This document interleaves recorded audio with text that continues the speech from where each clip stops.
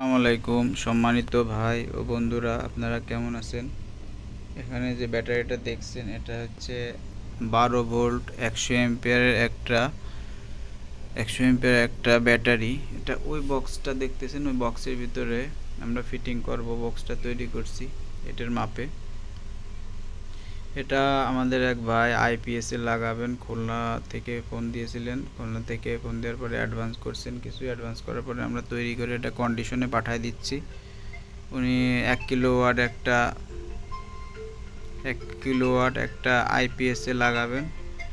এই ব্যাটারিগুলো খুবই ভালো মানের, এই গ্রেডের ব্যাটারি। এটা মিনিমাম 8 থেকে 10 বছর চলবে। 8 থেকে 10 বছর এটা চলবে। কারণ হচ্ছে ব্যাটারিটা একবারেই খুবই কোয়ালিটিফুল ব্যাটারি এবং খুব অল্প টাইম চলছে, যার কারণে এটা আপনার মিনিমাম 3000 সাইকেল পেয়ে যাবেন এই ব্যাটারিতে।